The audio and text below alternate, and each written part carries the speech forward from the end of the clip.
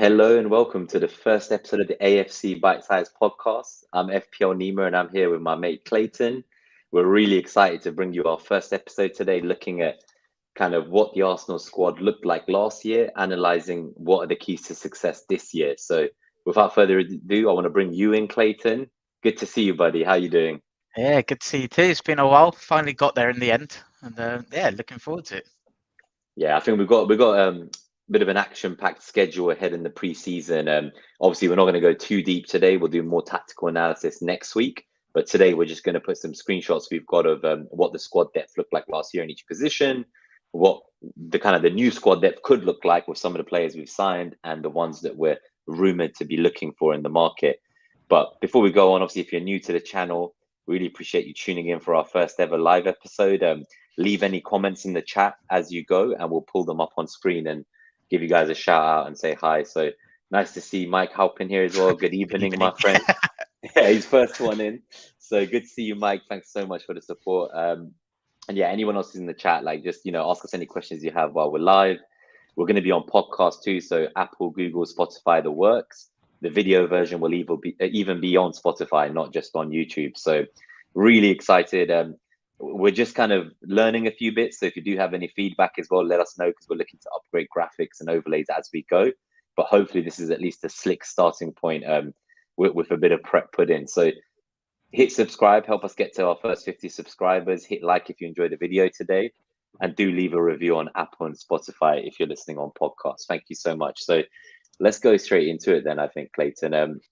I've got the 21-22 squad up on screen that you'd kind of shared with me, which I think is really interesting. And so, sorry, that thing I told you was going to happened, which is the YouTube has started in the background. Echo.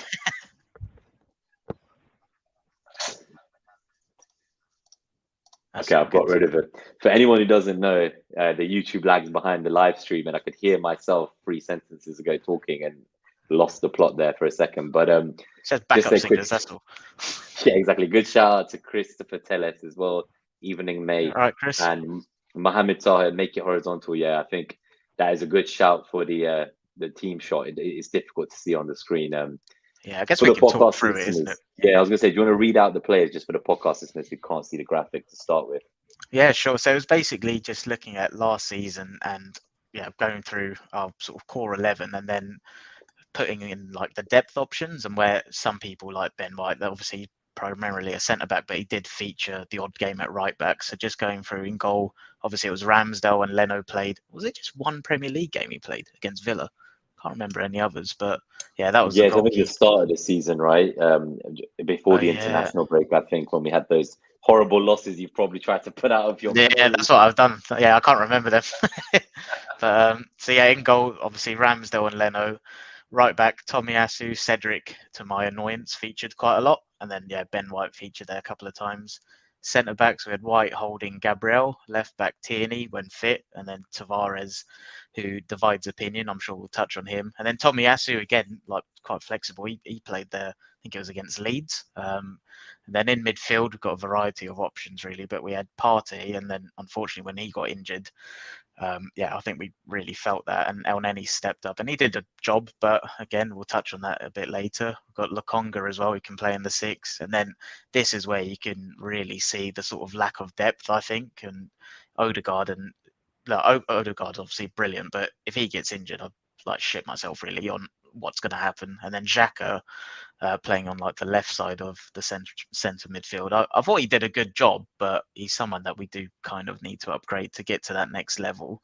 And again, it's not a position we have that depth, and you can kind of tell in the transfer window right now who we're kind of linked with, and it's a position we're clearly looking to strengthen. And then in the forward areas, we've got Saka and Pepe on the right wing, Martinelli and Smith are on the left, and then up front we had Lacazette and Nketiah. So that's the poorly put together screenshot, but talking over it, that's what we've got. Yeah, so I think obviously there was Aubameyang for a spell till January, so RIP to him as well, sadly. But we'll kind of touch on them as we go. What I'm going to do is I'm going to move it off and put it on the view with just the two talking heads now, and we just have a bit of an informal chat then going through, I guess, maybe like what our highlights were. So kind of like which players we thought really excelled and met the expectations that was put on them before the season. And then also looking at where maybe our shortcomings were. So looking at this squad, I know you mentioned some positions we lack depth already. So I think it'll be good to both of us maybe give like the 2 or 3 players that we thought exceeded or met their expectations the best, and also the 2 or 3 positions maybe where we do really have shortcomings and we do need to address them this window. So I don't know if you want to go first in terms of like players that you felt. Let's start with a positive thing. Let's talk about players that you think did well and exceeded their expectations, perhaps.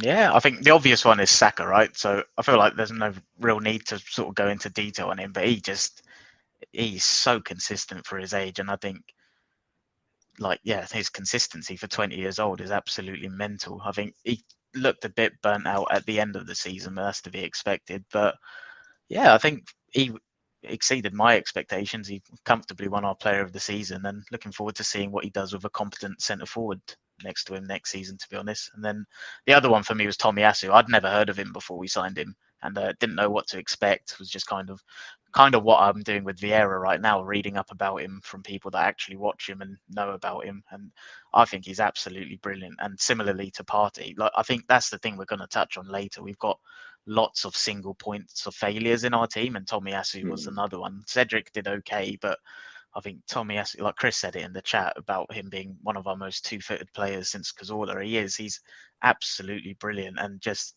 his ability to defend primarily, which sounds silly, but in like modern football that kind of gets forgotten, I think. And then even tactically playing the way Arteta wants, it's not easy kind of tacking in, playing that inverted fullback role, which I know some old school fans don't like that sort of talk, but that is the way we like to play. I think he was absolutely brilliant, and I think considering he was someone that I'd never heard of, he really surpassed my expectations, and looking forward to seeing him again. Just hope he can stay fit. What about you? Who are your 2? Yeah, so you know what? I will have to put on my Japan national team jersey next episode. Have you got one? Yeah, I had one before we signed Tomiyasu, but now I've seen him playing left centre back for them, actually, for the national team. I realized just how versatile and two-footed he is. So obviously we signed him as a right back, but he did a great job at left back when we played him there. I believe he was on the wing with Rafinha, and he did a great job nullifying him.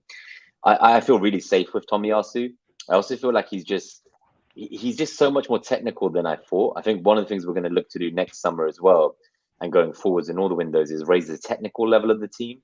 I think it was Arteta himself. He actually did say that, we used to have a team where, like, our midfield, for instance, it was stacked with players like Rosicki and, Wilshere and Cazorla and Haleb. And the 300,000 passes he's talking about, isn't it? Yeah, exactly. So it's like, we really lack that at the moment. Obviously, Odegaard's very technical, which is fantastic, as is Saka. But Tomiyasu, I think, just on that right back position, he brought so much more than what we'd seen from when Cedric or other right backs filled in. I just felt like it allowed the best to come out of Saka as well. And I think even last year we saw whenever Pepe played with someone behind him, there was always the issue that like they wouldn't really make overlapping runs. And I think Bellerin had got to this point in his career for us as well, obviously. He's rumored to be leaving too, but he'd essentially just like not make any options. So you'd end up with 2-3, defenders on Pepe, and he can't get past all of them. So having Tomiyasu there, it just makes me feel solid. I think it also brings the best out of Ben White. So for me, I think Ben White deserves a shout out just because there was a lot of talk about how much he cost, right? And the reality is like he changed the way we can play out from the back. And I had a look, and it was kind of the Premier League teams, all 20 of them ranked by the highest average defensive line. And we were like the third highest average line after City and Liverpool. And that doesn't happen by accident. Like, White covers for a lot of the rashness of Gabriel, but he's also supplemented by Tomiyasu's strength. So really like Tomiyasu said, White's my own shout out that's different to what you said. Yeah, it's a good point. I completely forgot about him, to be fair. And I think that's kind of credit to him. I think that's a good sign if you're forgetting about your centre back. And he's just, again, he's kind of got a weird reputation, doesn't he? I think that first game against Brentford, obviously had a tough time against Tony, but then it felt like that kind of stereotype stuck with him when really he was up against physical centre forwards, and he held his own. Like, I remember he pocketed Antonio, who's one of the most physical ones you can get in the league, but no one said anything about him. But like you said, I think tactically what he gives us and the ability, like when we're under the cosh, and his ability to pick out passes and find the right people in midfield, which I love holding in a certain game state when like we need to go to the famous back five and stuff, but his ability on the ball and being able to sort of receive it and get it up into midfield within like one pass, I think that's where Ben White is just a different level. And yeah, I really good shout on talking about him actually. Yeah, I think he definitely deserves a shout out, and we'll talk about like the captaincy for next season. And I think I've heard on some other podcasts they've mentioned that like obviously Tierney was someone we all had as a fan favorite, but you know we can't rely on him to play all season. So if you were going to go for someone from the back line at this point, it would be Ben White for me. But really, obviously, I know most of us probably want someone like Odegaard to take that captaincy. Yeah. But yeah, I think if it was a defender, Ben White is as good as any for me to kind of lead the team from behind. But in terms of a second player, I want to pick this difference in the ones you said. So you've already kind of mentioned some of the big ones, but someone who really interested me, and I know he did drop off a bit towards the end of the season, was Ramsdale. At the start of the season, he was doing really well, and I think the letdown was he kind of had a bit of a shocking period in the second half. But what I liked about him was he was really like vocal and he commanded the back line. And like I saw one time, I think Gabriel was at cost for a goal, and instantly he was right just the over way to he him, picks patting them him on up, the isn't back. it? Yeah. He's like, "Don't worry, we're gonna get this back. We're gonna fix the issue." And I think we needed that. Like we've had a team where for years when we go one goal behind, we'd kind of just like everyone would drop their You could head. see the heads drop, isn't it? You genuinely could. I know it's a cliche, but I remember like sitting in the stadium. I'm like, fucking hell! Like, come on, it's not over, but yeah, it's a different Like vibe the now. stadium used to get very toxic, right? Just speaking of being at the stadium, and that's another one of the big things this year when I was going to some of the matches. Like I felt like the fan base was more united than it's been in a long time, and it Big felt very time. connected to the club. So that's great that the players, the staff, and the fans can all kind of feel like they're part of one journey together, which is what the Liverpool kind of ownership have done so Yeah. well under Klopp. Is they've brought the fan base very close to the team, and everyone feels united. So looking forward to less toxic elements for us. And if we go on a bad run of games, I'd like to think that we can kind of back these young players to lift their head and learn from it. But so I On think that, White and Ramsdale, they really, I like them both. And I know they're both defenders. It's not the sexy picks, but we had to improve our defense to start with. And this is the first window Arteta's now. He's bought a centre forward in Jesus. He's buying attacking players, flair, technical players. He's trying to get more creativity into the team, create more chances. But up until now, like a lot of what we've done is just get rid of kind of mediocre players on high wages, dead wood, aging players, lots of fringe players. We've been doing such a mass clean out for a few windows now. yeah, contrary This is the to first Gary time. Neville's belief, there is a plan going on with a strategy behind it. So Oh, and remember the Tomiyasu stuff that Sky Carver was saying as well about like he's not a left back, he's not a right back, he's not a yeah, centre he's back. been What offered is to he? every team in England. No one wants him. Like, yeah, okay, mate. I think let's just quickly give a shout out to Mohamed Taya. He says Smith Rowe for the first part of the season as Good well. So I shout. think he was fantastic. Obviously, he was given that number 10 shirt. A lot of responsibility and pressure comes with that. And I'd like to think that both him and Saka getting such kind of big numbers on their shirts so early on, they were able to handle that pressure for that season, and they both did great. So let's see if the kind of competition between Smith Rowe and Martinelli can help both of them become even better than they already are. Because I think we forget, like, these are young players, and it's a good problem to have. Like, our fan base used to, some of them would get outraged if Smith Rowe started over Martinelli and vice versa. But Yeah, you're right. It's great options to but have. that's something you want. Like, you want players competing to make each other better. We don't want just one point of failure in every single position like we normally have had for recent years. On the defense as well, do you want to just read out Christopher Tellers' comment for the podcast listeners? Yeah, so Tierney and Tomiyasu would be one of the best fullback pairings in the league if they weren't made of paper. That's a big claim. Yeah, I do think they're up there in terms of like top 3, 4. I don't think they're quite to the level of obviously Liverpool's pair or trying to think of City now. So Cancelo and I guess sometimes Just Walker does very well as well, doesn't he? Yeah. I think they're comfortably sort of top 4, as is most of our team, to be honest, as we'll get onto later. I think, yeah, it said it on the table, isn't it? We were 2 points off it. It was within our control. But I think most of our I think a lot of how we're viewed at the moment is because of how the season finished, and I think that's warped people's perception of Arsenal. Which, to be honest, I don't care. Like, I think let people remember the bad and let's kind of surprise them, because I'm quietly confident for next season. Obviously, it I'd depends on. rather they don't hype us up before the season and we can kind of come up and quietly do our business. Yeah, but yeah, I guess that is also dependent on recruitment, which we'll get onto. But just going back to one more player, and like, I'm conscious I don't want to go and shout out the whole squad, but big Uncle Party, I thought he was brilliant this season. I think the reason I wanted to bring him up was, maybe it's an opinion that's unpopular, but I've been quite disappointed before this season. I'd been quite disappointed in his time at Arsenal. I think obviously he came into like a bit of a broken environment, and he was, yeah, the uncle to kind of help us get us back to where we want to be. But I think this season he really came into his own in that six role, and yeah, I just thought he was absolutely brilliant. I thought he was pivotal to everything that went well, both offensively and defensively. And yeah, we felt it big time when he was missing. So fingers crossed that he can stay injury free this season and can kick on again, because I thought he was magnificent when he was fit. Yeah, no, I couldn't agree more. Like, I think the fact that when he went missing, obviously Lokonga came in and was expected to play the lone six as a pivot on his own, and it went quite wrong. And then we kind of reverted to El Neni to play it a bit safer. We forget that the earlier parts of the season, Lokonga was genuinely a baller. Like, you're not just like some 21, 22-year-old kid who's captain of Anderlecht for Vincent Company and Yeah, being touted as this great central midfielder if you don't have the potential in the future to become a real talent. And I think our problem was we kind of needed him to do what took Party multiple seasons to do well, as you say, because, it took Party nearly a year and a half of Premier League football to really be that world-class CM that we thought we'd bought from Atletico. And so if it took him, an experienced international in his late 20s, that long, how could Lokonga just show up and on his own, like with Party gone in the latter end of the season when it was so important, the results, be asked to do the same thing without the 18 months runway to get it right?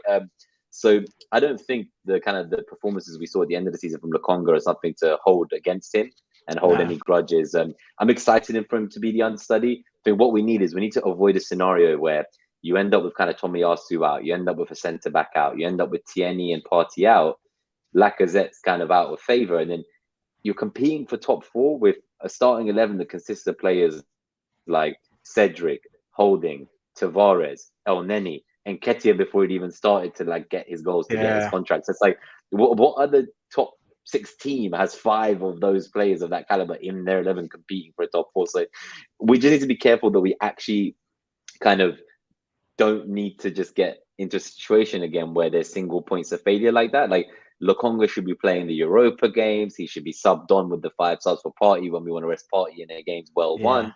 We should be helping them like be in an environment that's conducive to them growing and becoming better. Like we can't just expect people to show up and like be as good as the one they're replacing with 0 minutes. And I think it's unfortunate we got knocked out in the FA Cup and the League Cup early on, because then players like Lokonga and a lot of these other players like Tavares, it had actually been an age since they last played, and yeah, suddenly they exactly. were thrust into Premier League football with 0 other minutes to even get their legs for. Yeah, I guess, well, you started to touch on it. Like, obviously, we were going to go through, in our opinion, where were the shortcomings of the squad, and I think you've just kind of hit the nail on the head. To be honest, I know the narrative, and I guess it's kind of factual. To be honest, like, we bottled top four, but God forbid if you want to kind of put a bit of rationale around it, it was obvious, like you just said, the drop off in quality in specific positions in our team was bonkers. Like, yeah, any other top team, well, not City, but the others, they'd all struggle with that. And I think that's the biggest thing you said going through to next season.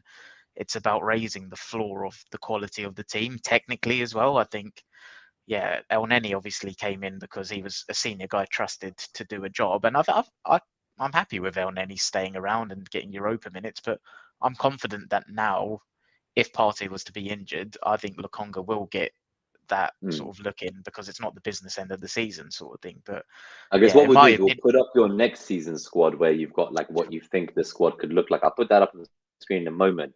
But before we go deep into this discussion, why don't we just very quickly talk about the players that we felt didn't quite achieve like what we expected from them at the start of the season? It's like 1 or 2 each. I think it's definitely worth assessing that as well, before we then look at kind of what the squad next year looks like. So I don't know if there's anyone in particular who let you down.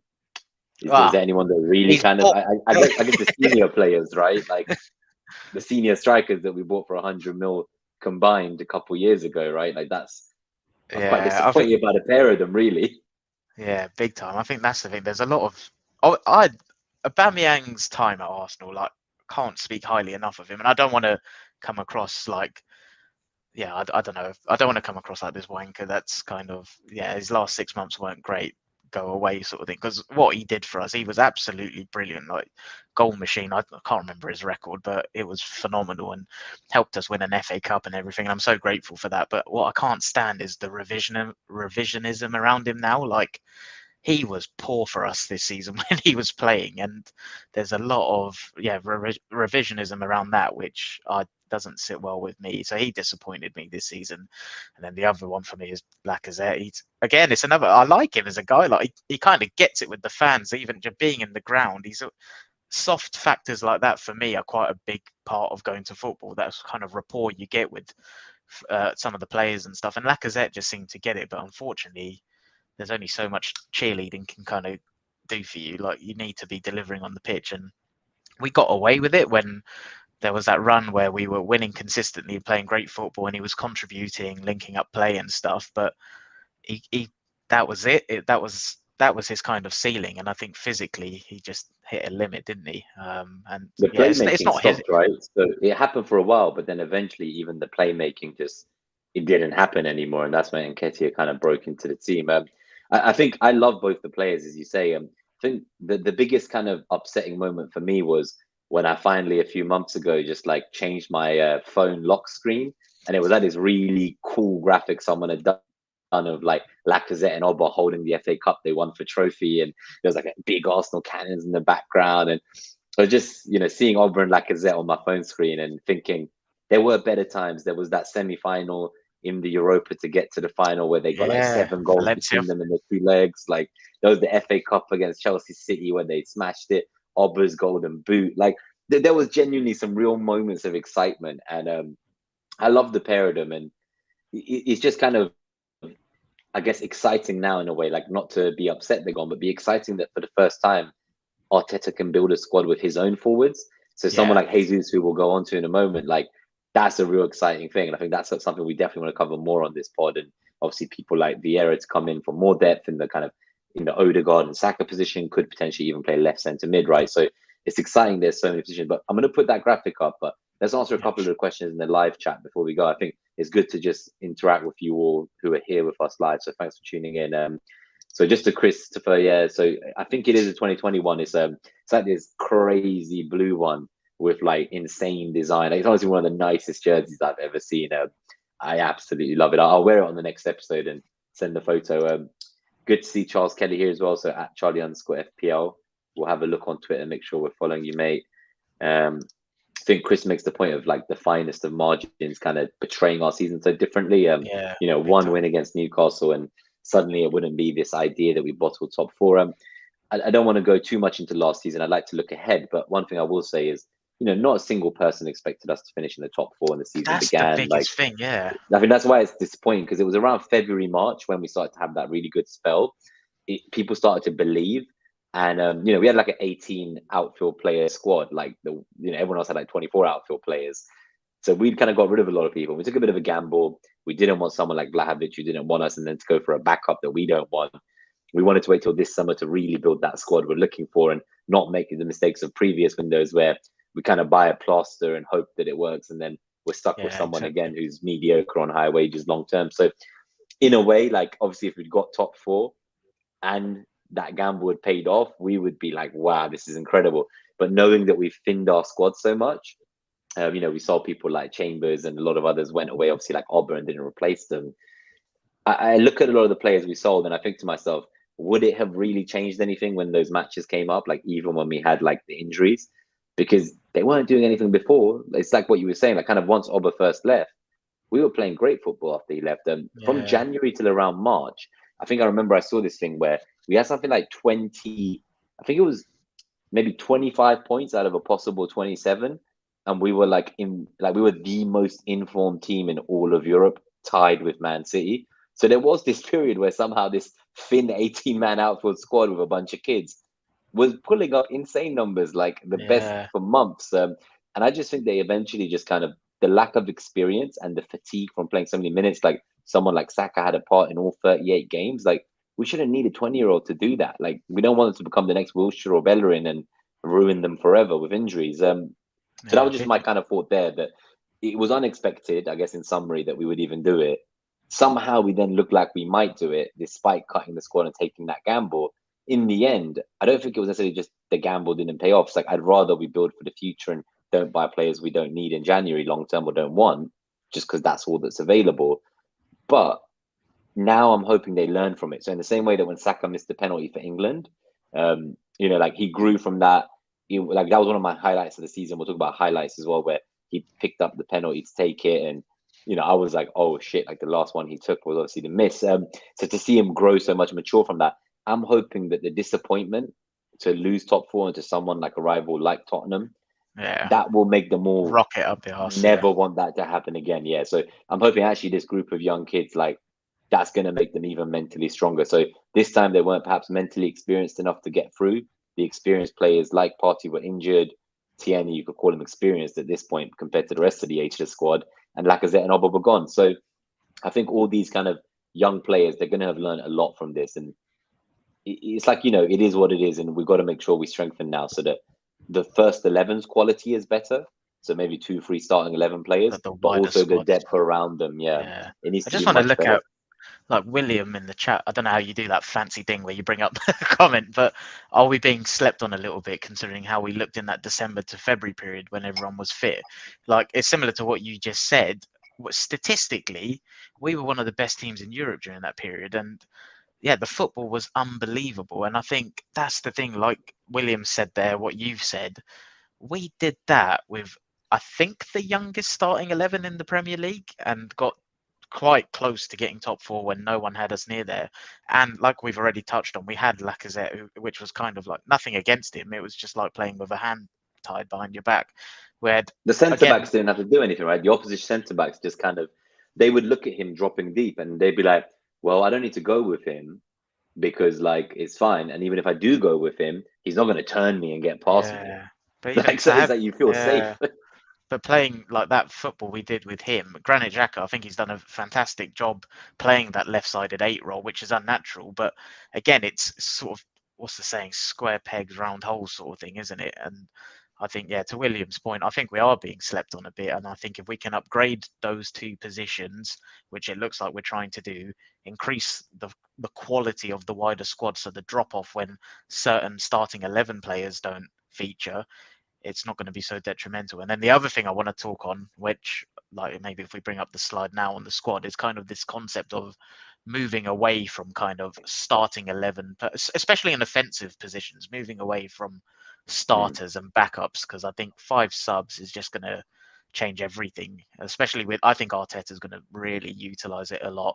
And yeah, I think it's all about increasing the quality of that squad, so you've got multiple options that you can build a fluid attack and change things tactically without losing that level, which we found we did quite a bit. No, I think that's a really good point from William. Also, obviously, Charles. Okay, this is Charles that I do know. Then I did think, is there a second Charles underscore FPL when he tuned in? But because I know people by their Twitter picture compared to All right. actually the YouTube picture, confused me. But good to see you, Charles. Yeah, no, I think it is interesting what Chris is saying as well as we move on to the next slide in a moment. Obviously, last season, we were, as we were saying, we were bringing in a lot of the younger players, giving them experience and time to build a chemistry together.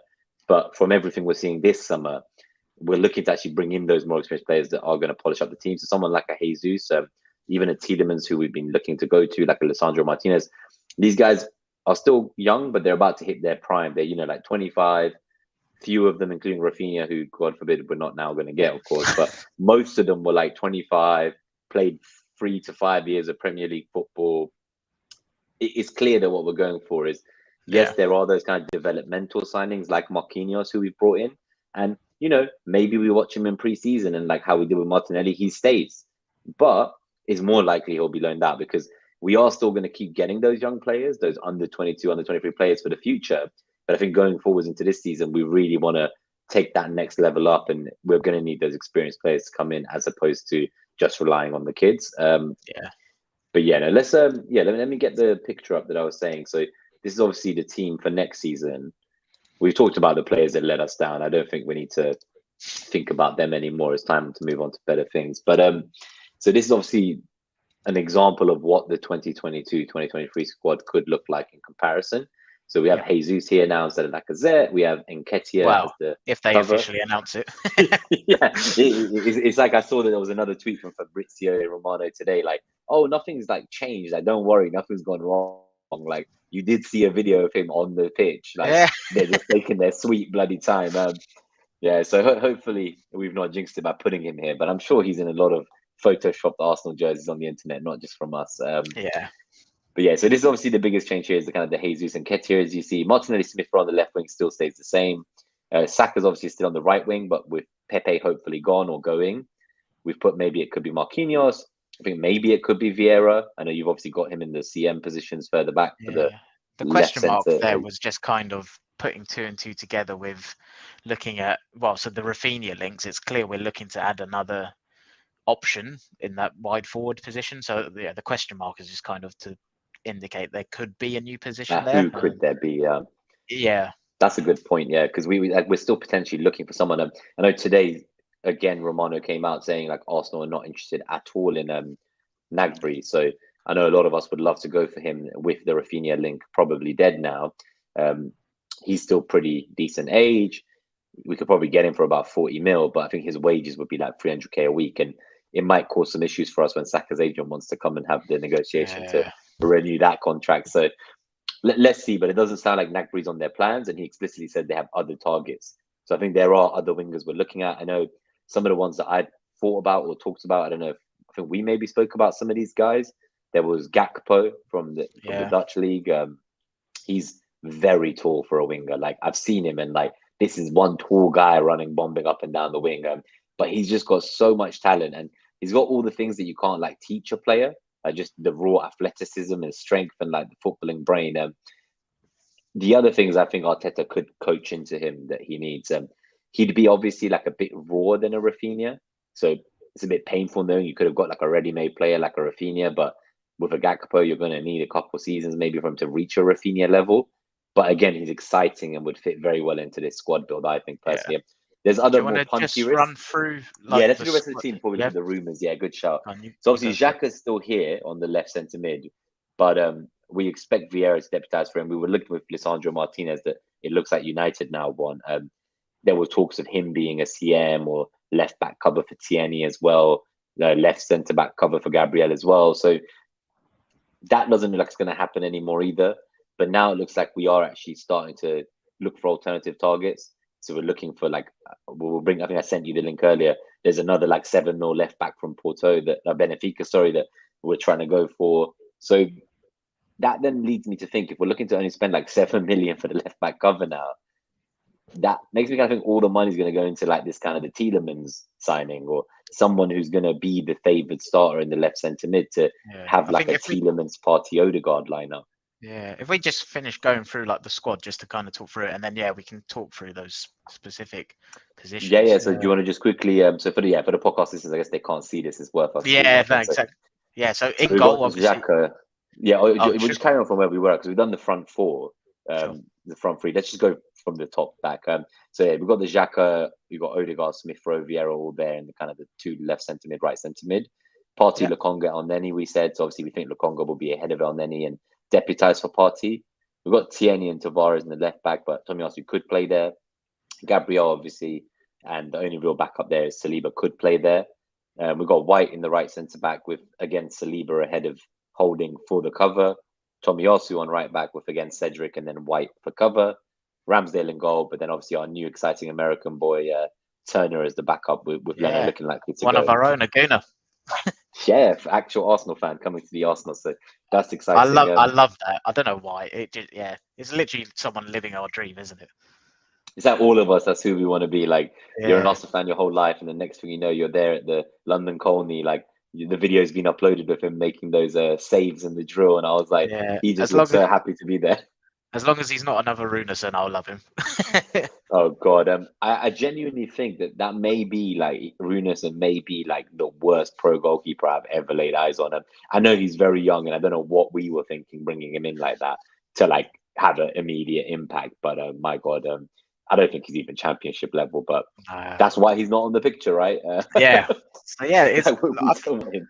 The immediate thing that strikes me, like just even flicking back to the previous squad picture we had, is that the versatility of like the players we're trying to sign. You can see so people like Tomiyasu on there, Vieira, which Vieira's some bit of guesswork based on us reading articles about him and stuff. But yeah, and it kind of ties into what you said. So Lisandro Martinez, okay, it might not be happening, but with the transfer window, I try not and get fixated on players rather than I prefer to look at the profiles of players, and it's clear we are targeting. So someone like Lisandro Martinez, who's predominantly a centre back, can play left back, can play in the 6 role.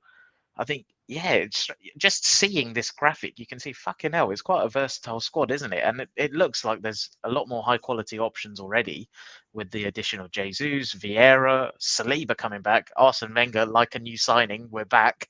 It genuinely is like that with Saliba, though. I'm really excited. And I think, yeah, going on to, I guess, what the two of us believe we need, do you want to go through what, in your ideal window, what you think? Yeah, so I think obviously we needed that striker with both the experienced heads and Lacazette and Alba leaving. So Jesus was like a must. It sounds like we've been after him for 6 months. There's been a lot of groundwork put in, his previous coaching from Arteta, us trying to now play the fluid front three of Man City before they signed Haaland, where the front three can kind of just interchange fluidly mid-game.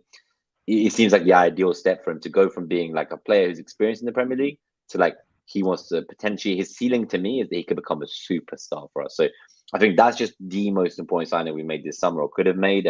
We needed goals. We did not have goals from centre forward. We've been needing them for years. He is someone who, for me, like, yeah. So just on Jesus, his like floor.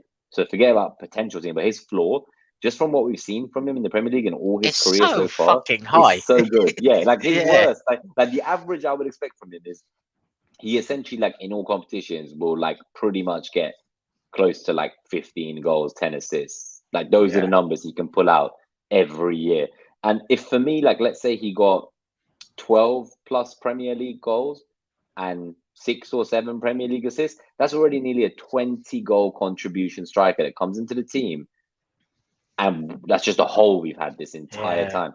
I think for me, the biggest thing is even just like the style and the way we want to play in terms of pressing from the front. And I think for me, the biggest thing is I don't know why I've got that Burnley game at home stuck in my head where, again, I sound like I'm scapegoating the guy, but like Lacazette missed a fairly big chance. But for me, the biggest difference in having a mobile, ferocious centre forward like Jesus is those games when you're struggling to create anything.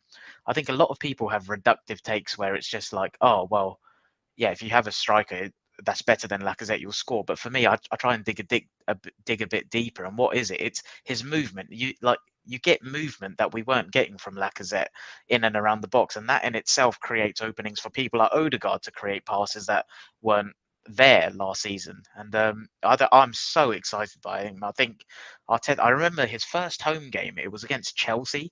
It was around December, January. And the style we played, it was the pressing from the front was absolutely brilliant. And then obviously it was only his first home game and the players weren't exactly suited to his style, but so it burnt out after 70 minutes or so. But that got me so excited. And then obviously it's been clear for 2.5 years we've not had the right profiles of players to make that happen. But you can see it now, it's coming together. And I think Jesus, like you said about the goal contributions, that excites me. I think his link up with Saka and whether it's Martinelli or Smith Rowe on the left will be brilliant. But I think we're going to suffocate like teams. I really, especially at home, I think the Emirates is going to be a fortress. And I think Jesus is going to be a really good signing for us.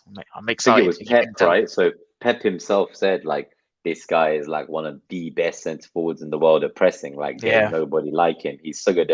I think just what you said, just touching on what he can do to bring out Odegaard, Saka, the other players, even on the left wing, the likes of Martinelli and Smith Rowe, is he can really make the opposition defense have to think, and he can kind of like get into the box. His hold up play is great. His link up play is great. He can play great with his back to goal, and he can then kind of pass the ball, but he just suddenly runs laterally across the defense. So he'll be like coming in from, say, like the left wing or the right wing. He'll pass the ball yeah, to someone at like the edge of the box. But next thing you know, like he's gone from where he was at the left wing and he's run past the left back, yeah. And it's a the left complete centre opposite. back, and he's suddenly in between the right centre back and the right back.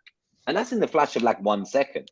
And Yeah, suddenly there's just another option. So they're all trying to now keep up with him. Their whole back line is getting scrambled up, which is not something we were doing before. And either another runner's arriving now because he's opened up that space. So now suddenly Saka bombs past or Odegaard bombs in, or they can pass to him because they didn't follow him and he just shoots. So it's like, for me, that's just exciting. Like knowing that he's going to bring out the best in all the other players. And it's not just that he's going to come in and like single-handedly score all the goals. Like he's going to make the whole team better. But I think we're at 41 minutes. We'll talk a little bit more about kind of the ideal dream signings and like what we want. So I think Jesus was the most important to talk about because that is, like, if we asked me before this window started, I'd be saying that we need a striker, we need a centre mid, like a left centre mid.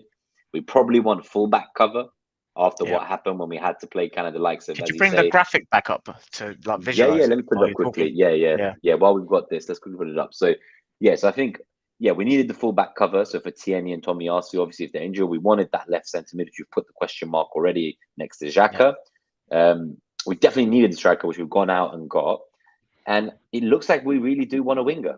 So now the question for me that remains is, will we still go for a winger? Or is there a chance, do you think, Clayton, where like Jesus could be seen as the one who might sometimes play right wing to rest Saka, and we go in for a striker like an Ivan Toney?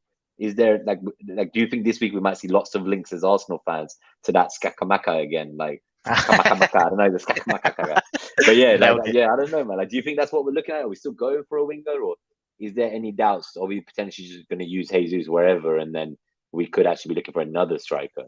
I don't think we'll be going for another outright centre forward. Mm-hmm. Like in my personal opinion, I think we're going to go for another flexible forward. So yeah, I think you can see the consistency in the rumours, right? So people like Rafinha, Gakpo, Gnabry, they're people that can play across, obviously primarily wingers, but they can play across the forward line. And I think that's what we're looking to do. It's kind of, the City model of their attack. It's kind of like have a lot of very good attackers that can give you different options in different game states. I think that's what we're looking to head towards. And I know that sounds so stretched because we're a million miles away from them, and it's not me saying we're going to start playing like City and operate like them, but just in terms of squad building principles, I think that's where we're heading personally. And yeah, I think there will be situations where Nketiah will be starting up top and Jesus on the right, but again, it's going back to the point of flexibility and options. So going back to the original question, I don't personally think we'll be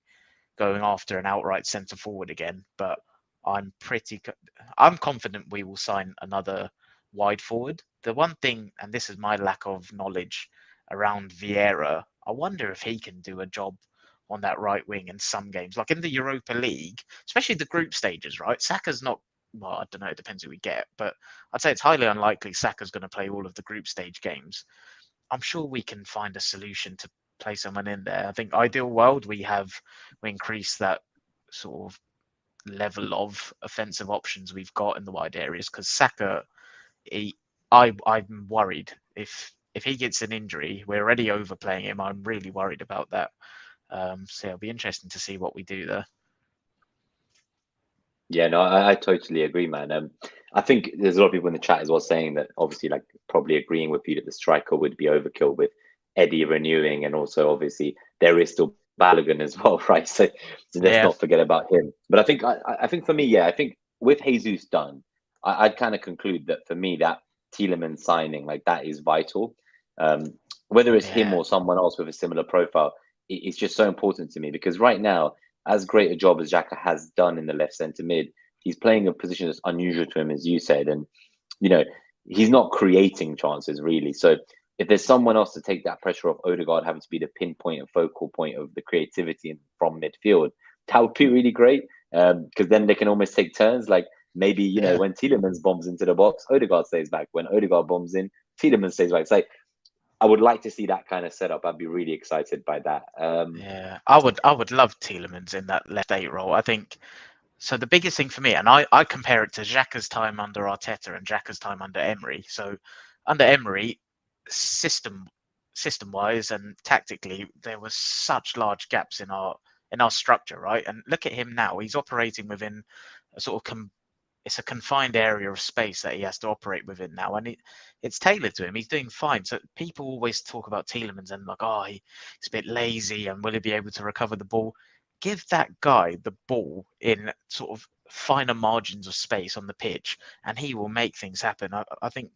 Look at that Newcastle game at St James's Park. The technical security of the team in that midfield, we got completely destroyed in midfield in that game, and we just couldn't keep the ball. And I think having someone like Tielemans, it enables us as a team to play higher up the pitch. We've got a striker like Jesus that's going to be active with good movement, creating openings, and Nketiah as well. And yeah, I think Tielemans for me would be absolutely brilliant. But like I said, I don't get fixated on names. I would like someone of that profile that can make those things happen. And I can see a situation where, I don't know if it will be Odegaard or Vieira left or right, but I think Vieira, again, like I said, I try not to focus too much on that. Well, I've not said this. The other thing I try and look at is not players' positions, but specifically Arteta's system, where they might operate in zones on the pitch. So rather looking at Vieira, he's a number 10. Odegaard, I guess most people would call him another 10, but he operates within that specific area of the pitch in between, well, I guess it's the right half space, isn't it? And then the right number 8. And I think that's what I'm looking at Vieira. And last year at Porto, reading articles, watching videos, what can he bring to the team? And again, it's progressive passing. It's can he feed the ball into the channels quicker? Can he play in our striker? And I think that's the things that excite me. And I'm trying to translate that to our team. And I'm thinking, where can he do that from? In my opinion, it can be from the right wing, and it can be either of those left or right 8s as well. So it'd be interesting to see what really exciting. So the versatility, as you say, like it does feel like the profile that we've gone for so far in both Jesus and Vieira is kind of the confirmed options, you could say, as well as the ones we're linked to, like the Tielemans, Rafinha's, and other players as well, even like when we were talking about Hickey, for instance, who's now going to Brentford.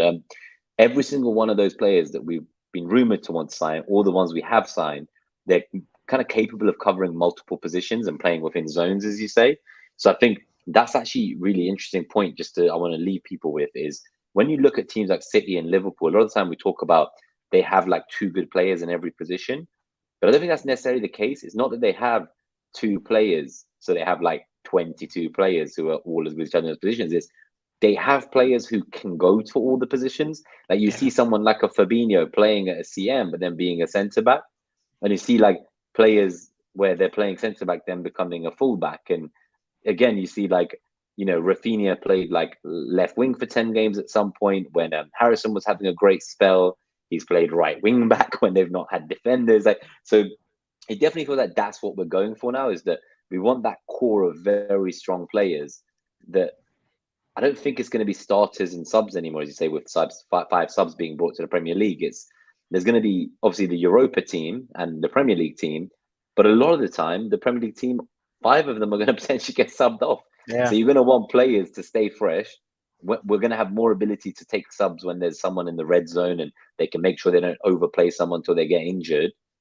And we're going to see exciting new stuff. I think we're going to see games where like Vieira subs on at right wing because Saka needs a bit of a breather. But in another game, he might sub on in the CM role because in that role, someone like Xhaka might need a breather or Odegaard might need a breather. So it's exciting to get players that can be good cover in all these positions. But again, they fit this profile. They all are going to have a high work rate. They're all going to be pressing. They're going to be more creative. And I just feel like we've got more leaders on the pitch than we've had in a long time. Yeah. Like everyone's giving each other instructions, shouting up to each other. God forbid I discuss Mustafi. I remember whenever a goal used to go in, he just like pointed at someone. Arms up. Arms up, point at someone. Sunday League, yeah. So I'm glad to see that we've come a long way from that. So that's good news. But yeah, I think that's kind of the key things then, right? So we've obviously got the striker, we've got Vieira. That's exciting. It was nice to get a signing in this modern day that we knew nothing about. It just came straight through. No one knew who we were looking at, so they couldn't try and steal him. Apparently, Liverpool really wanted him, and I think they were going to try wait a bit longer to see how he develops. We swooped straight in. You know, the top assister in the Portuguese league, who didn't even really play many games until Diaz left in January. He's only in his second or first full season. You know, he was like a under 21 Euros player of the tournament. Like, he's an exciting Portuguese talent. Like, let's not, really people are saying he's really skinny and he needs to bulk up. And I think when you got someone like Partey there cleaning up, you can afford to have slightly more technical players playing a bit further ahead. So let's see how that goes. I guess to summarize on that one then. Yeah, do you want to summarize? So, yeah, just quickly. So we've got Jesus over line. We've got Vieira. Turner's come in. Marquinhos has obviously come in. And like you said, there'll be an assessment on him similar to Martinelli. Is he good enough to stay around? Does he go on loan? Ideal world, what do you want to happen for the rest of the window? So it comes. Yeah, I mean, just to say Saliba as well. Like, obviously, as you said, him coming back, it is like a new signing. I genuinely feel hashtag that. Like a new signing. Bring it back. So we've got Saliba, but in terms of what I want next, if I don't want to pick names like you. Yeah. Obviously, I just want to pick like needs. So my needs are: we need a left centre mid, one who's good enough to be a starting 11 player, isn't a young player that's going to have to learn like they're ready to go. So I definitely want to be getting Tielemans if we can, or someone of that profile. I definitely still want fullback cover. So looking at that new 7 million Benfica fullback, we'll cover him on a future episode if that progresses. But we have sent in an inquiry to Benfica. It's kind of funny buying 2 Benfica left backs 2 summers in a row for both £7 million. A lot of that, the left back thing's interesting. A lot of it probably depends on whether Tavares does go on loan. There's been strong rumours, but it's looking that way, isn't it? So I thought he would go. I thought that's why Martinez was going to be signed originally, was that he would be Tierney's backup. Tierney gets injured, which we know he probably will at some point. He could potentially slot in as the left centre mid, and he could be backup Gabriel left centre back. So I thought that's great. It's another versatile signing. He's not completely dead in the water, but I could see why he might go want to play for Ten Hag, being a Dutch player and getting more guaranteed first 10 minutes. I'm sure that's what he'd have been offered by them, whereas we want to bring him in more as cover, it sounded like.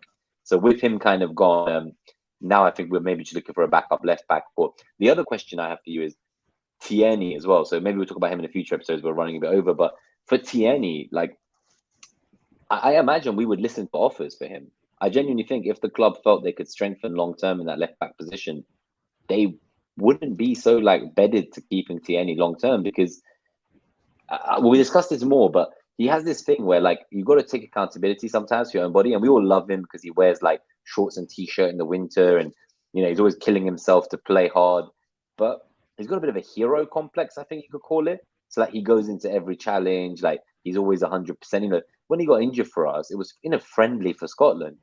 It wasn't even a qualifier. So it's like some of these players, like, come on, guys, like you're meant to be the experienced players in the squad. Like you need to like think about your body and prolong your career. I don't think he necessarily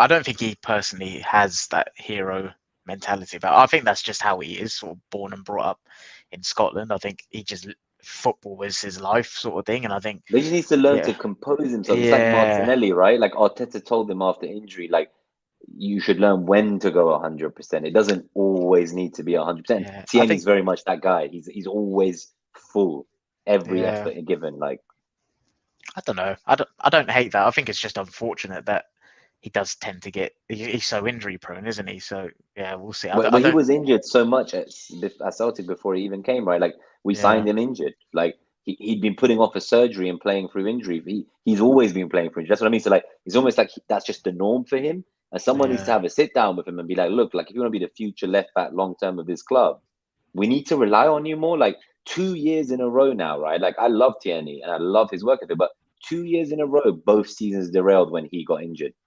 We got knocked out the Europa the time before. We tried the Xhaka left back experiment then. This season, thankfully, we tried the Xhaka left back experiment just one time before we gave that one up. It's still annoying we did even try it, but we did.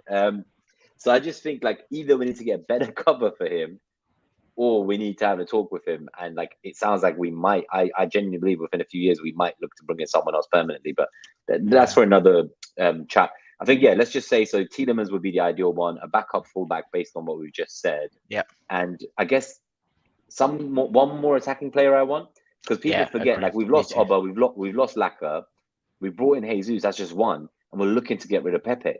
We're getting rid of our three most ever expensive attacking players we've signed, all in the space of like a year or two.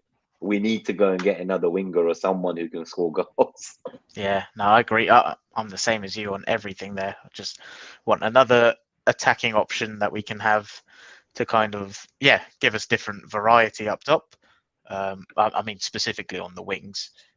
I want someone to come in that can be a first choice left-sided eight. I think the reason I don't go and name specific players is I just don't have the knowledge outside of other leagues. Like I said, Tomiyasu, someone like him, I'd never heard of him, but look how brilliant he is. So that's why I don't go and mention specific names, because my knowledge of football outside of the main leagues is like 1% compared. And that's what scouts are for, right? But give me a left-sided eight that can combine with Partey and Odegaard higher up the pitch, can win the ball back higher up, can play in our forwards, and I'm happy. That's what I want. Similar to you, I would like another fullback option that can cover both sides. I think right back, I personally wouldn't be surprised if every now and then we saw White on the right with Saliba coming in at centre back. That's just a personal opinion. I might be well off. But yeah, Tierney's injuries worry me. Hopefully he can go injury free, but I would like the drop off again to not be so big if and when he is injured. So that's me. Do you know what? I'm so excited for this season.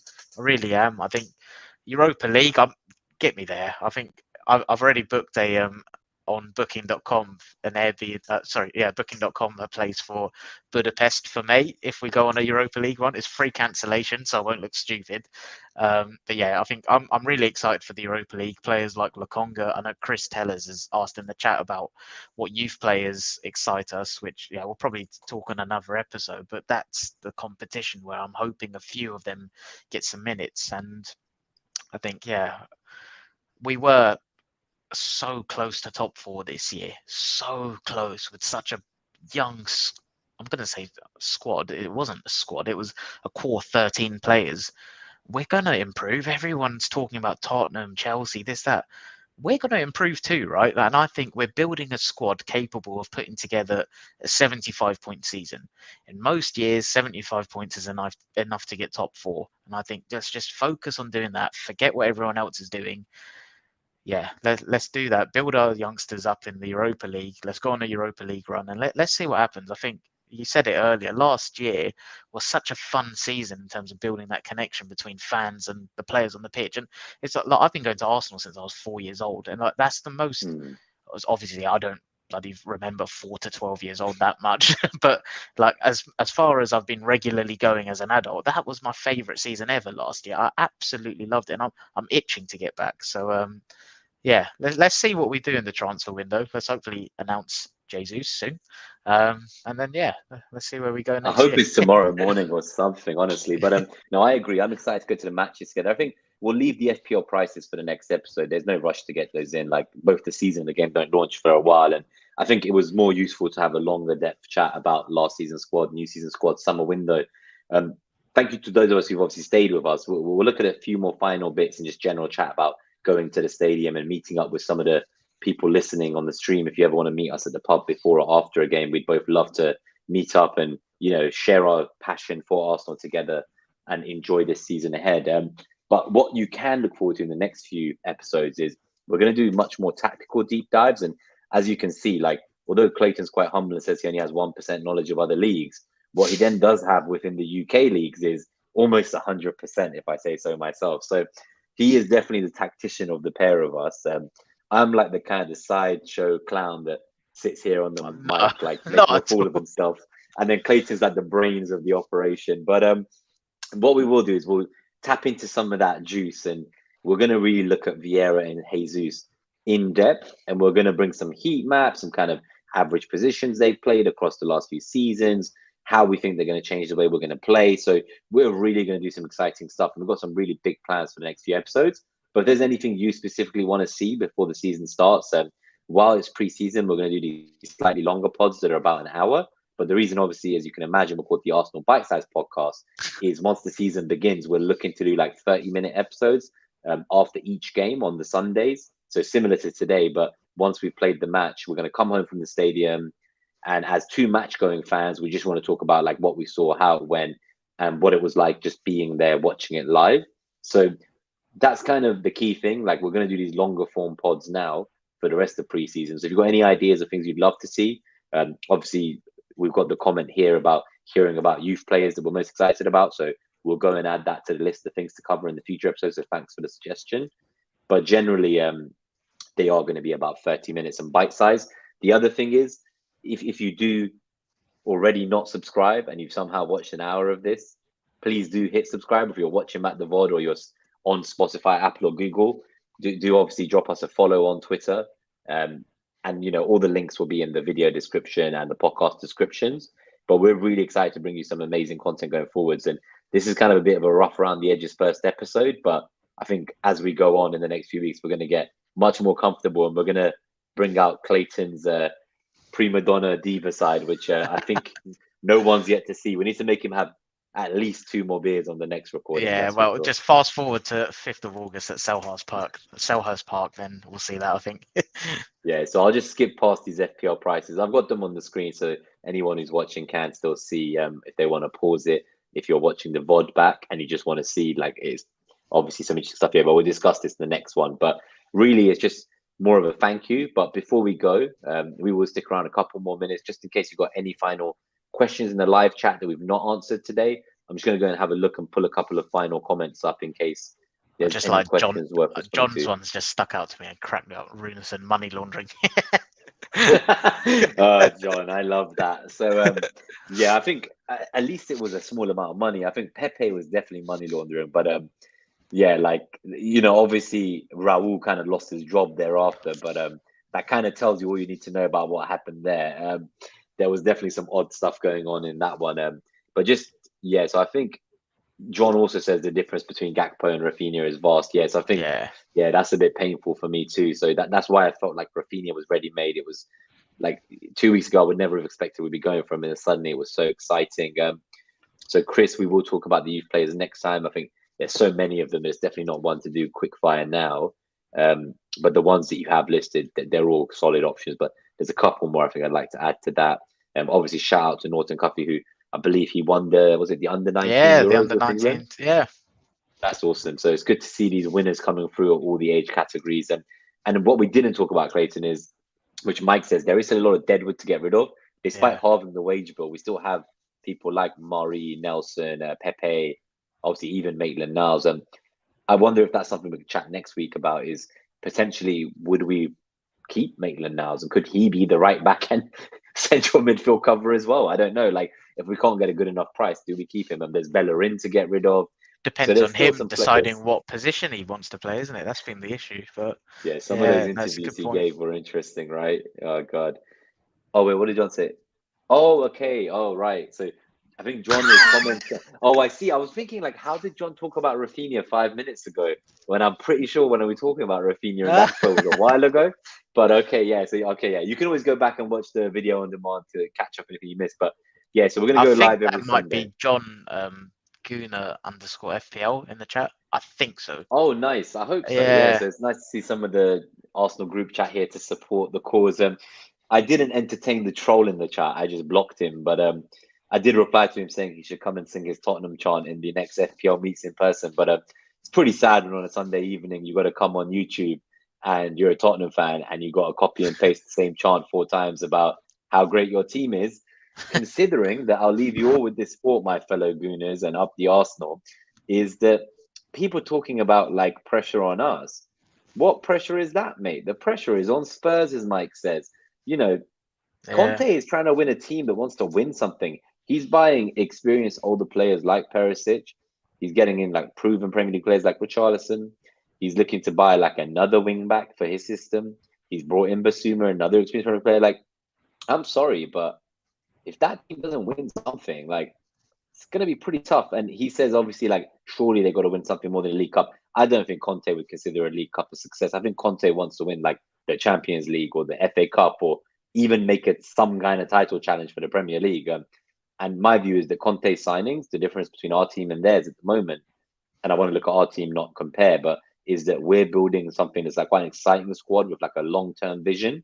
And Conte is really trying to win now. So what I see from Conte is that if he doesn't win anything and it goes wrong in a couple of years, he'll just get out of there. He doesn't care if they're left with a 35-year-old Perisic and their entire front line of Son and Kane are like 32, 33 and leaving too. But he doesn't really care for that because he's not got no loyalty to stick around. He just wants to win something now. So I think the pressure is on them. They have one League Cup in like 15 years. Their last FA Cup was 31 years ago, and their last league title was in the 60s. So I just find it mad when people even talk about the gap getting closer. But it is what it is. And you know what we're going to have next season, Clayton, that we didn't have that's super exciting? We're going to hopefully have Jesus doing something for us that we've not had for a long time. Like, you know, when United play badly, Ronaldo scores a hat-trick and pulls them out. When Spurs play badly, Kane gets a penalty and wins, or Son scores a goal. We didn't have a player last season that could just bang in a hat-trick no matter how badly we're playing and pull us up from the scruff of our neck and save the result. United, they had a period of 9 games, I remember, where they only had 2 wins. And in both those wins, Ronaldo got a hat-trick. We just didn't have that. So that's what I'm hoping to see. That's why I said Jesus was the player I thought we needed the most, because we just need a new striker for the Arteta era. And it's going to be the first season we ever see Arteta with a striker he bought. Like, how much more excited can I be, right? Yeah, looking forward to it. Just seeing what Chris has said as well about if we could do some discussions on All or Nothing when that airs. I don't know about you. I'm 50-50 on it. I think part of me is just like, oh, fuck's sake, there's going to be so much banter towards us. But the other part of me is just, as a fan, it's so cool to get that insight into behind the club. And I know it's cut in a way that makes the club look good and stuff, but who cares? Like, we're fans of the club. It'll be good to see behind the scenes. So yeah, I think that would be quite cool if we did stuff like that. Yeah, we can cover our thoughts on it because we're definitely going to watch it, right? And I think forgetting the banter on the social media aside, let's be real, like, All or Nothing made Tottenham look good in a season that they had a disaster. So I don't really quite like, they talk about how we missed top 4. I don't think they got top 4 in the season that they had All or Nothing, but they looked great. So at the end of the day, the club gets to choose what comes out. So it is a bit of PR. We saw the City All or Nothing. It was just made to City look like the best team that's ever existed. So they will make anyone look good. But what's exciting is we're going to see behind the scenes footage, stuff that we never get to see. And as a fan of Arsenal, I can't help but be excited just to see what's going on behind the club and see what's happening with the players and like stuff that we don't see that isn't just pushed out by the Twitter account or the website. And it's going to be high production value. So I'm really keen to watch it. But I'm sure people will banter us, and as you've seen, like, they'll be like, "Oh, you don't need to watch All or Nothing. It was nothing." It's like, I don't think people understand. Like, squad I've builds heard take that a few joke years. like so many fucking times. Like, wow, never. Yeah, it's like they just don't know how to let it go, do they? They're not very patient, I'd say. Like, I think this is the season where, for me personally, just my expectations, I don't know about yours, is that obviously I'd love to get into the top 4. I do think Spurs have strengthened. So really, I do think City and Liverpool will compete for the title. I do think Spurs will probably get third. I think Chelsea, they're the one to watch, see what happens with the replacements in the back line and whether that's going to actually work for them. And I think United are nowhere close, not anytime soon. They're going to take a couple more windows yet to even get close. So for me, if Chelsea have a bit of an issue, I think we can get into 4th. Maybe Spurs do what Spurs always does, and somehow they also don't get top 3 despite building a squad to win something. But really, I think Chelsea's the one that's our way into the top 4 personally. Now, whether we get in or not, that's a good way to end the pod, actually. Like, yeah, what are your? It's hard because the transfer window is not finished, but expectations for next season, I guess that's probably a good way to wrap up. Yeah, I think so. So that's what it is for me. It's like, yes, top 4 would be great, but I think it will be hard to get in. What I really want is to win something.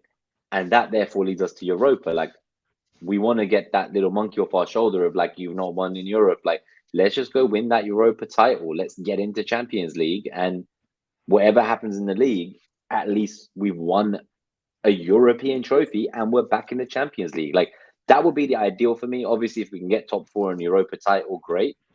but I would love to just win the Europa this time. Like, we came close a few times. We had a few early knockouts as well. But for me, and Mike says it in the chat as well, like that Europa all the way to the final. See you in Budapest, Mike. Yeah, well, hopefully we'll see you guys there live. I think, yeah, so we'll wrap it up there. What we'll do is we'll get the content out for next week as well. We'll put a new time for when we're going to go live. We'll include like what we're going to cover about Vieira and Jesus and anyone else who might sign and it's confirmed before then. We'll also look at the FPL prices that we skipped over today. And I think we'll just talk a little bit more about kind of going to the stadiums. I know a lot of people on Twitter were reaching out, asking like, how can I get tickets for next year? You know, like, or if they're visiting from another country, I want to go to the Emirates for the first time. So if any of you like want to go to Arsenal, or even if you're regulars and go, we'll do a little segment just about like getting like a red membership or like working your way up into a season ticket, loaning one from someone, all the different ways you can get into the match day, maybe some cheaper options for some of the cups and early European rounds. They're going to be really good tickets for you to get hold of on general sale as well, potentially. So we'll have a think about like advice we can give you as either a fan outside of London or in another country that wants to go to the Emirates. And, you know, if you ever did want to go, like, do drop us a DM on Twitter and we'll try to help you guys out. And maybe we can all go together. And as I said, like, have a drink and watch the game. But I'm going to leave it with that, Clayton. Obviously, Yeah, I thought it'd be, if I could just, my final thing. Yeah. No, just same thing on expectations for next year. So similar to you, my biggest thing is I'm just looking, can we build a squad capable of putting together 75 points on the Premier League board? And I genuinely think we can do that. Like, fuck everyone else, like what they're doing. Like Liverpool City, that top two locked. But I don't buy this nonsense that Spurs have got third locked. I really don't. And it might be bias in me, but I really don't believe that. I think if we can, what did we get last year? Was it 69 points, right? 69, yeah, we're 69 points. We're improving the squad. Can we put together a campaign where we've got 75 points on board? I believe we can. Let's do it. And then, yeah, obviously Europa League win as well. That's my, not expectation, because yeah, that's hard to achieve, but that's what I want. That's my objective. So maybe we cover that as well. How do we get 75 points? So we can look at how many goals we scored this year and how many more goals do we need to get and from where? Because we had like one of the lowest goal contributions from CM compared to the rest of the top six. And maybe we can look at, with the signings we're making, with the attackers we're looking to get and the CMs we're looking to make, like where are these goals going to come from? Like we know how many goals we got from the likes of Saka, Odegaard, Eddie, but where else do we need to get these goals to get from say 50 goals to a 60 goal season to a 70 goal? Because Arteta said like he wants 90 plus goal seasons, right? So I don't think that's next season, but that's what he's aiming for. He's clearly talking about it, right? So let's talk about like how we get to the 75 points next year, and then like where those goals are going to come from. I think that'll be a nice one to cover after we do the deep dive about the signing. So maybe that's 2 different episodes. But yeah, so I'll just get us out of here. I'll play the outro, the 30-second timer to get us out. And one day soon, we'll actually have like an Arsenal intro to play rather than the default timer. And if I get my way, it will be the Angel. No. Yeah, if we don't get banned for copyright issues, we'll try to reach out to Lou Dunford and see whether he just allows have to us sing it ourselves. Maybe that's what we do. If we sing it ourselves, the YouTuber scripts can't find out that we broke the copyright rules. Was it North London forever, Arsenal forever? But yeah, hopefully that doesn't get us banned. We'll work on it. But yeah, everyone, it's been a pleasure. Clayton, it was lovely to see you as well, man. Honestly, it was like a great first episode. We're going to get much more bite size in the future, but it was just for the first one. It felt like it was like an inaugural show. Like we just want to go all out and have some fun together, right? Yeah, yeah. Thanks everyone for joining us. Yeah, it was good fun. All right, see you guys later. Thanks for sticking by and chatting away, and see you next week. Take care. This is AFC BiteSize Podcast, and see you guys next week.